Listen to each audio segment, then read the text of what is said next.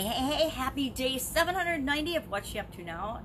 She, being Sharon Horne-Ellstrom, me, also known as Pajama Grandma, documenting the journey as I transition from the offline brick and mortar world of offline businesses and corporate America to the online world. I started documenting my journey, obviously, 790 days ago, and actually a little longer than that, but I didn't commit to doing every day and keeping track of what I was doing and journaling every day until, 790 days ago when it became apparent that I wasn't going to be able to document in journals and keep track of what I was doing. Plus, I'd been being told repeatedly over and over and over again by some of my coaches and mentors that I needed to publish, I needed to get online, and I needed to find a way and a platform that I could do that on. And as I've becoming and had been becoming more and more visually challenged, it made sense to, get up my courage and do it via video, to keep a video journal and kind of a video log versus trying to document in other ways. And so that's part of why I selected to do a video every day about this. Now today I'm thinking about rats because rats abandoning a sinking ship was the idiom that I discussed on Supersize Your Business. Supersize Your Business, it's kind of divesting and going in two different directions. There's people that are still in business and growing and wanting to really keep moving forward in their business, and there's a whole slew of people that are just like, I just need to frickin' save my business. What do I do? And so now I'm working with two groups to kind of, everybody wants to survive this whole coronavirus. Everybody wants to make sure that we come out the other side. Guess what? We're not coming out unchanged. We're all going to be forever changed. But how do we come through this in a better position than we were when we came into it? And I think that's all of our goal and objective. How do we make sure that we're better prepared and that our business is better structured, that we never have to deal with something like, well, we're going to have to deal with stuff like this again, but how do we do it better, faster, easier, more efficiently, and more effectively the next time, the next little crisis? Guess what? After this, any little thing, any little bubble in our business, it's just going to feel like a little hiccup. And so there's always a way to have a perspective that makes us feel better about it. So I'm thinking about rats and abandoning ships and not realizing how long that idiom has been around. And I'm really finding that I'm so glad I started doing these idioms because they're kind of the constant thing that I can keep doing throughout this time of turmoil that, everybody's freaking out and not knowing what to do. And I'm like, I'm just going to keep doing what I was doing. And I think that that gives me some focus and some consistency throughout this. And that's where the offer question comes in, and then the organization. I have been coaching people to use this time to get organized, not only in your business, but in your life. Organize your stuff. And the fact that I committed today that I'm going to spend 1 hour a day throughout this whole time period organizing stuff lets me believe that I still have too much stuff, that if it isn't organized the way I want it, then I probably still have too many things. So I'm not going to just organize, but I'm going to organize the things that I want to keep and want to structure and have a place for everything and everything in its place, which was the fun challenge yesterday and today. Doing a 365-day, do one fun thing every day.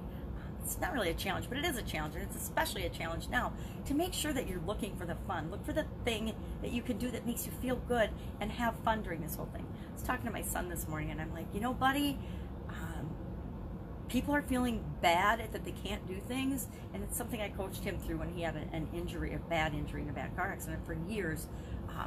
When we focus on, and I learned this dealing with chronic pain myself and dealing with people that have chronic pain, when we focus on what we can't do and what we've lost and what we don't have and what we're not able to do, we feel miserable and terrible. But if we think about and we focus on and are grateful for the things that we can do, we can feel awesome no matter what's going on around us. And I'm reminding him and myself every day, we don't really have it that bad. Most of us are getting the things that we need.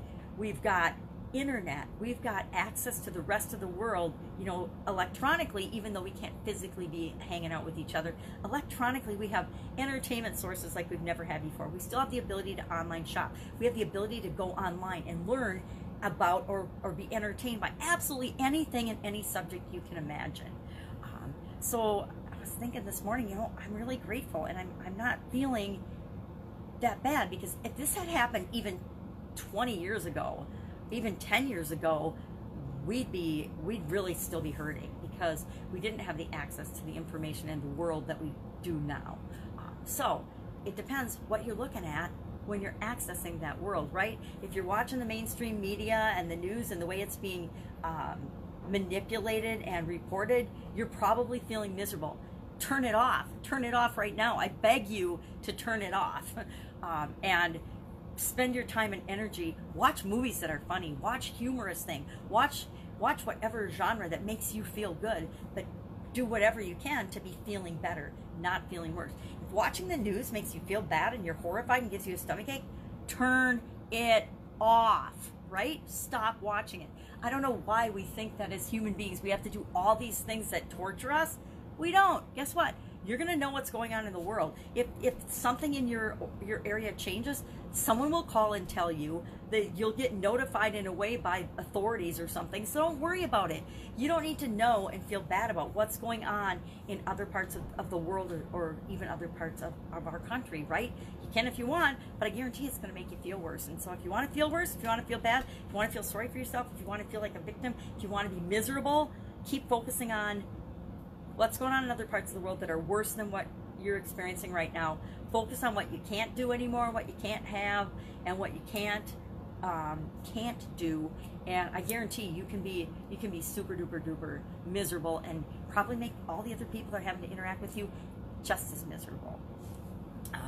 We set the tone for the people that are around us, and if we're not setting the tone, I realized my daughter told me a couple weeks ago I was acting more worried than I usually am, and I'm like, I'm not really worried. I'm just like, I think it was just absorbing all the negative emotion and all the scarcity and lack and fear that was going on in the world, was just letting that kind of impact me. And I wasn't watching anything. It was just the whole energetic feeling of the planet, right, is pretty up in the air and negative. And that's why each and every one of us has to do what we can to focus on what's working, focus on what we can do, focus on the positive.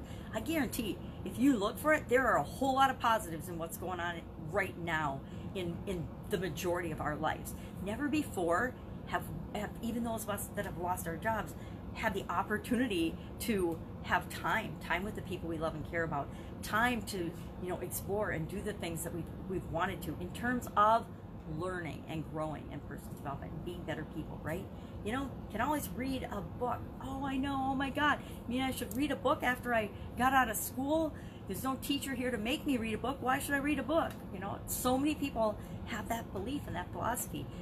You might be surprised how enjoyable it is to read a book. I wish I could read a book these days, people. I have to actually listen to books because my vision sucks and I can't see to read anymore. So be grateful for the things that you can do. And I will tell you, I whined and complained and felt like a victim and felt really bad that I really couldn't read things anymore, because I love learning and reading books. And I just learned that there's other ways that I can absorb and get that information. We have to be creative. Get creative. Think outside of the way that you've always been thinking. Because guess what? Some of us were going down a pretty dark tunnel and a pretty dark road before. And so look for the light. Look for the things that you can do. Look for the things that make you feel better. I'm working on live challenge workshop. 5 days are done. First 5 days of how do you do a challenge? How do you overcome challenges? How do you make challenges work for you and what you want to create in your life? And today at 11 Central, noon Eastern, I'm going to be doing a Q&A, a question and answer period for that. So if you've got questions about anything to do with challenges, hit me up in the comments below and I'll add those to the Q&A. I'm kicking myself, but not, because I did not make an offer yesterday at the end of it's not really the end of the challenge, because we're doing 4 or 5 bonus days. We're still doing a scavenger hunt for another 5 days, which has an awesome prize, by the way. It's plenty of time this weekend to catch up on the challenge, listen to the challenge videos and do the assignments, and win great prizes from the assignments.